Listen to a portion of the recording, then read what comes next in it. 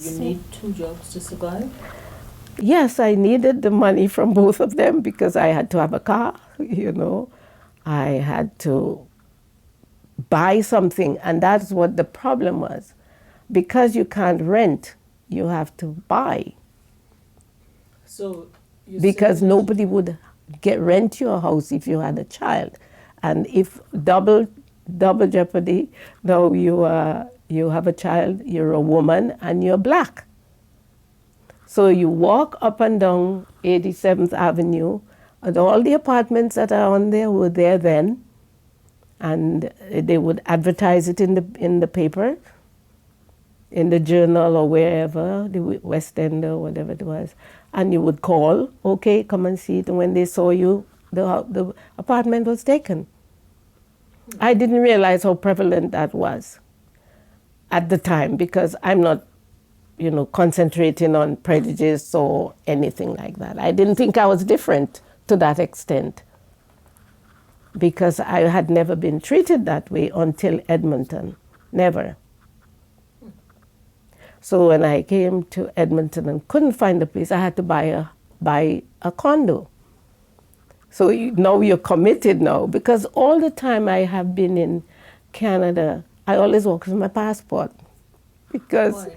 I think anytime I don't like it, I will go home. That was my MO. Mm-hmm. So I always had, it didn't bother me. But after I got into school, I am working, I have a car, you have commitments, I have a daughter. So did you find your environment that drove you to have to buy a property? Did you find it more backward than Coronation in that respect? Oh yes, because in Coronation I did not need to worry about housing. Neither in Coronation, nor in Red Deer, nor in Lacombe, I did not need to worry about accommodation, residence. Attached to the job? It was some of it was a job, but even in Red Deer, It was available. I could we rented a place. Okay. Yeah. But you're saying in Edmonton? In Edmonton, it was a no-go. Barriers. Yes, a lot of barriers with that. What are the barriers? Okay, when I was at the Miz too, I think there was a little bit of what they did to the nurses was, in particular, is that at the Miz, they would send you to clean. You would go and, I don't mind cleaning, but you're not going to assign me to clean when there's work to do as a nurse. I'm not going to do it. So, and not only that, I had another job. I did not need to go there to clean. So one day we'd converted into 12-hour shifts. And I didn't live far. So I worked the day shift or night, whatever. I worked anyway, my shift. And they called me to come in to help out because they were swamped. When I get there, my assignment was to go and clean the rooms. I said no. When you need a nurse, I'll go home, and when you need a nurse, call me. And that was all hell broke loose after that. What happened?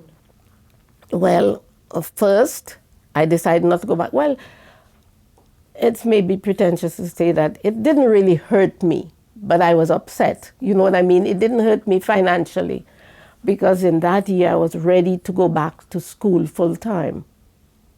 So, like mentally, I could leave that job because I had already kind of quit it in a way. So I went home and there was an action, what do you call it? A job action, yeah. So the hospital kind of sued me, for want of a better word. For abandoning my post. So we're in the 70s and you are in a Misericordia hospital. 1980. And they're trying to force you to do the cleaning job as well as what they were trying to set a precedent with me because I was maybe say bold enough to walk out. So they were trying to send a message to the other nurses that you cannot do that. So the action was to fire me. But it was kind of a useless firing, because it was to send a message to the other nurses. You feel that it discriminated against people? Not really. Because they expected everybody to clean? Yes, it wasn't only me, okay? They were doing that to all the other girls, white, whatever, brown, everybody was getting the same problem. Mm-hmm. And everybody was just backing out. But I may not have backed out too. I may have, left and just said, but I felt it was continuing too long. It was going on too long, and they were not making any efforts to fix the problem. What had happened was the cleaner, the housekeeping people had phoned in. They thought she was sick, but nobody believed she was sick. She was just tired, fed up, and the same thing, so she did not come to work. So why do they have to deal with her if we're there going to do it? I see.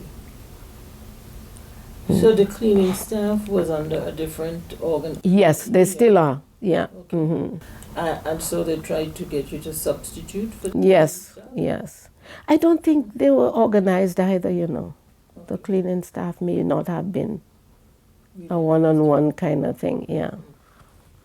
But UNA was in the beginning throes of being organized, yeah. A lot of things came up that I look back and maybe I wasn't as woken, in the sense of the doctors would touch your hair because I had an afro, and I didn't like it, but I wasn't, what you would say, I didn't feel abused or used or, discriminated against.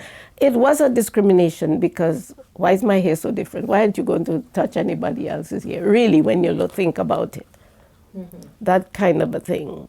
And they'd call it like brown sugar. But the doctor? Yes, yeah, but I didn't take it to be anything.